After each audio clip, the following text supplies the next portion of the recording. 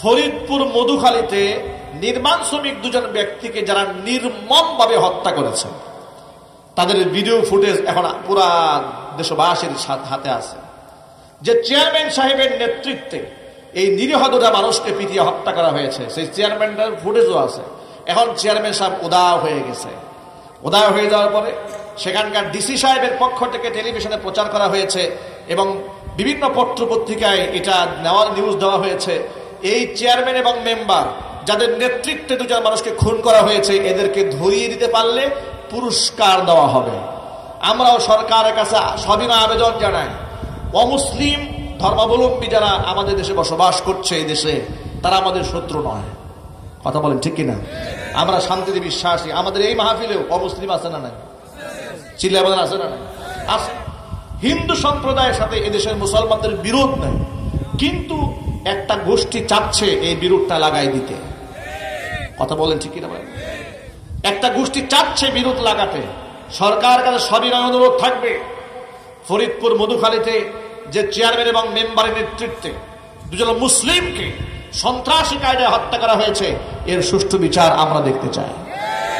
এই চেয়ারম্যান সাহেব যেখানেই পালিয়ে যাক না কেন, প্রশাসনের সদিচ্ছা যদি থাকে, 32 হাত মাটির নিচে পালালেও তাকে গ্রেফতার করা সম্ভব। প্রশাসনের মধ্যে আমাদের অনেক ইমানদার ভাই আছে, তাদেরকে বলবো আপনাদের প্রতি আমাদের শ্রদ্ধা আছে, সম্মান বোধ আছে, আপনারা মেহেরবানি করে কাজটা করবেন। যদি কাজটা না করা হয়, আপনাদের প্রতি মানুষের আস্থা নষ্ট হয়ে যাবে, বিশ্বাস ভঙ্গ হয়ে যাবে। এদেশের প্রশাসনের প্রতি, এদেশের সরকারের প্রতি, দায়িত্বশীলদের প্রতি আস্থা নষ্ট হোক, এটা আমরা চাই না। আমরা খুনিদের বিচার চাই। কথা বলতে হবে ঠিক কিনা?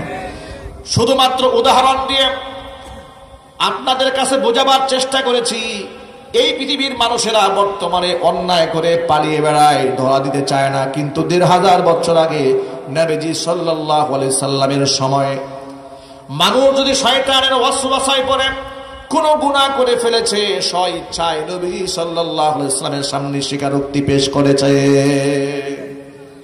নবীর একজন আনসারী সাহাবীর নাম হচ্ছে মাইজ ইবনে মালিক আল আনসারী রাদিয়াল্লাহু তাআলা আনহু।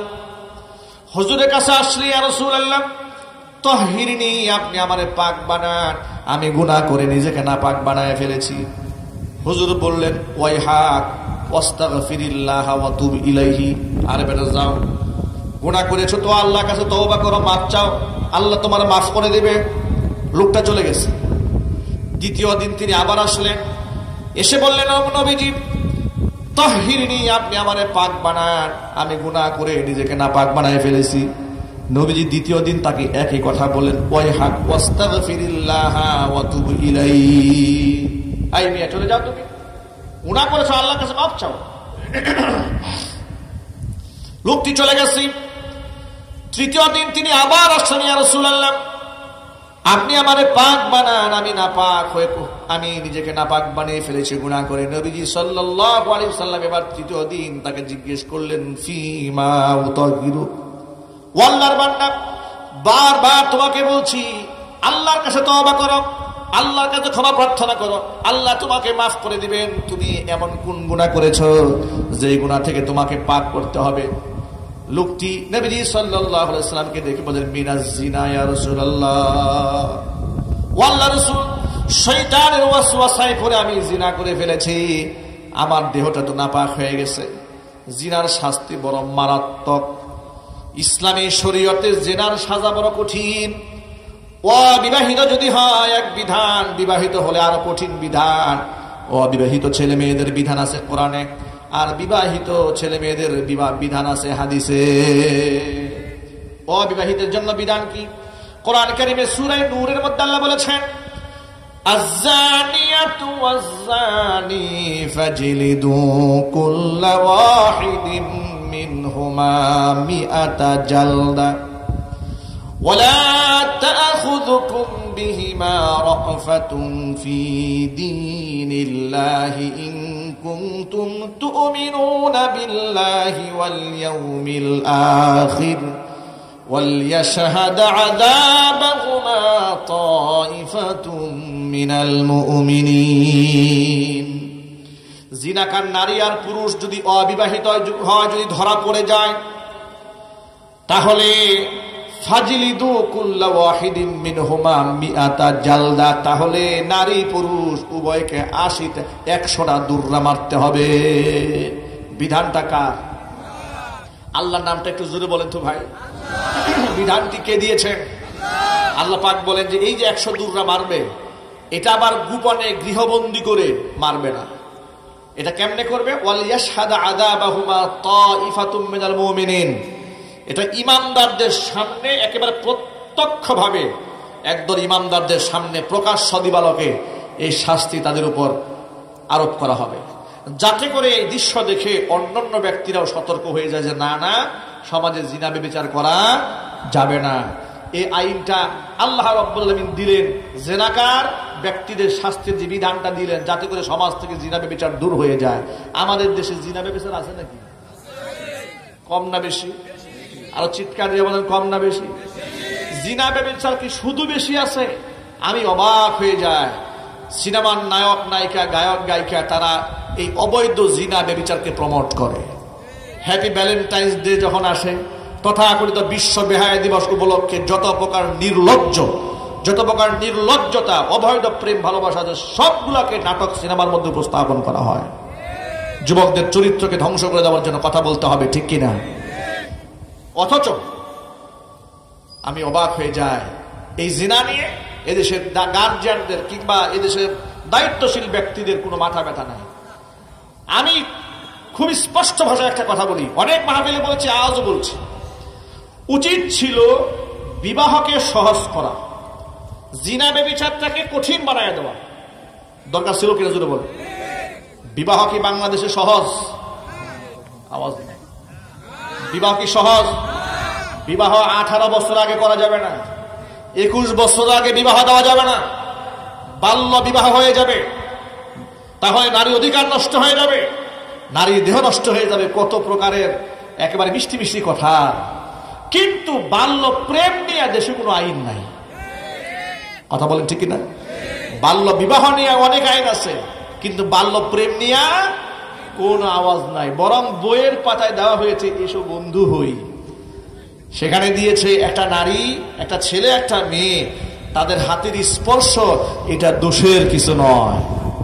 একদিক থেকে বিবাহ নিষিদ্ধ, আরেক দিক থেকে প্রেম এটা জায়েজ করে দেওয়া হয়েছে।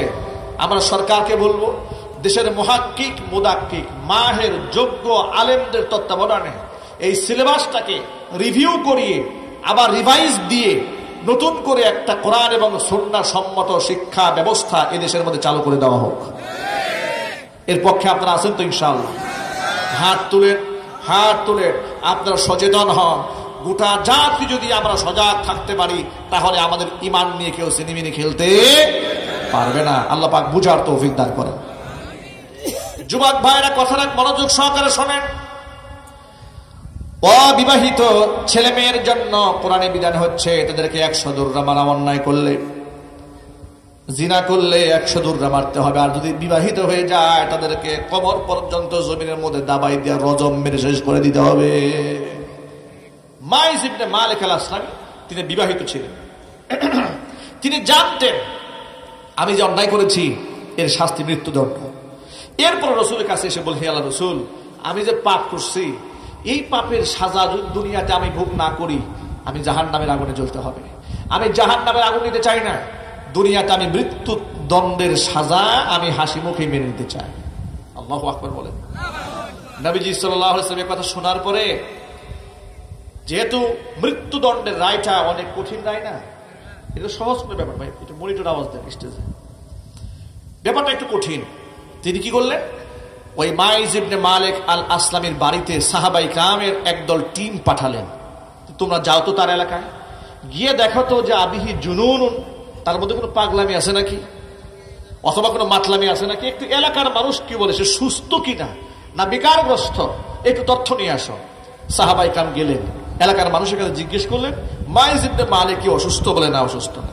তার মাথা নষ্ট আছে? বলে না না না। সে মদ্যপান করে? বলে তাও পান করে না। এলাকা থেকে নিশ্চিত হয়ে আসলো। সাহাবায়ে কেরাম রাসূলের সামনে দাঁড়িয়ে আছেন। মাইজ ইবনে মালিক আল আসলামের ব্যাপারে নবী সাল্লাল্লাহু আলাইহি ওয়াসাল্লাম রায় ঘোষণা করার পূর্বে হুজুর বলেন, ও সাহাবীরা, তোমরা দেখো তো মাইজ ইবনে মালিক আল আসলামের মুখের মধ্যে মদের কোনো দুর্গন্ধ আছে নাকি? কারণ মদ খেয়ে মাতাল হয়ে মানুষ কত কথা বলে, নিজের মৃত্যু নিজে তামান্না করছে, হাসি মুখে হুদুদ মেনে নিচ্ছে, এটা বিরাট কঠিন ব্যাপার। আগে দেখো তার মুখের মধ্যে মদের গন্ধ আছে নাকি।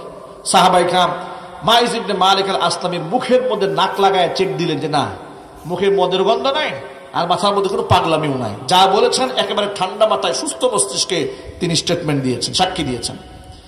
আল্লাহর নবী তার ব্যাপারে হক কায়েমের নির্দেশ প্রদান করলেন।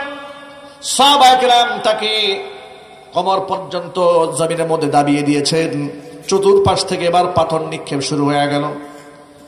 জীবন্ত একটা মানুষের গায়ে যখন পাথর নিক্ষেপ করা হচ্ছে, রক্তাক্ত তার দেহ, তার দেহ থেকে রক্তের একটা ফোঁটা ফিনকি দিয়া বের হয়ে এসে নবীজি সাল্লাল্লাহু আলাইহি ওয়াসাল্লামের সাহাবী খালিদ বিন ওয়ালিদ রাদিয়াল্লাহু তাআলা আনহুর গায়ের মধ্যে লেগেছে। খালিদ বিন ওয়ালিদ রাদিয়াল্লাহু তাআলা আনহু মাইসকে অভিশাপ দিয়ে বলছে, ওয়াইহাক, তুমি ধ্বংস হও, তোমার মতো নাপাক ব্যক্তির রক্ত আমার গায়ের মধ্যে স্পর্শ করেছে। নবীজি সাল্লাল্লাহু আলাইহি সাল্লাম যখন শুনতে পেলেন খালিদ এই লোকটাকে অভিশাপ দিয়েছে, নবীজি সাল্লাল্লাহু আলাইহি সাল্লাম খালিদকে বলেন, খালিদ তুমি এর উপর অভিশাপ দিও না, তাকে বদদুয়া করো না। তার তওবা আল্লাহর কাছে এমন ভাবে কবুল হয়েছে, 70 জন গুনাহগার ব্যক্তির ব্যাপারে যদি তার তওবা পেশ করা হয়, আল্লাহ পাক তার তওবার কারণে 70 জনকেই মাফ করে দিবেন। ভাইরা আমার, আল্লাহর নবী যে বললেন খায়রুল কুরুনি করনি, পৃথিবীর শ্রেষ্ঠ যুগ হচ্ছে আমি মুহাম্মদ সাল্লাল্লাহু আলাইহি ওয়াসাল্লামের যুগ, এটা হচ্ছে তার উজ্জ্বল দৃষ্টান্ত। আর এই মানুষ, এই সোনার মানুষ তারা তৈরি হয়েছিলেন আল্লাহ পাকের কোরআন থেকে শিক্ষা গ্রহণ করার মাধ্যমে। আর আজকে সেই কোরআনের শিক্ষা আমাদের মধ্যে না থাকার কারণে সমাজের মানুষগুলো সব পশু পাখিতে পরিণত হচ্ছে, হিংস্র জানোয়ারকেও হার মানাচ্ছে সমাজের মানুষ। কথা বলতে হবে, ঠিক কিনা বলেন? কিছুদিন আগে দেখেছেন না, আপনার গাজীপুর কালীগঞ্জ উপজেলাতে এক বৃদ্ধ বাবা তার একমাত্র সন্তানকে কুড়াল দিয়ে ঠান্ডা মাথায় কুপিয়ে হত্যা করেছে।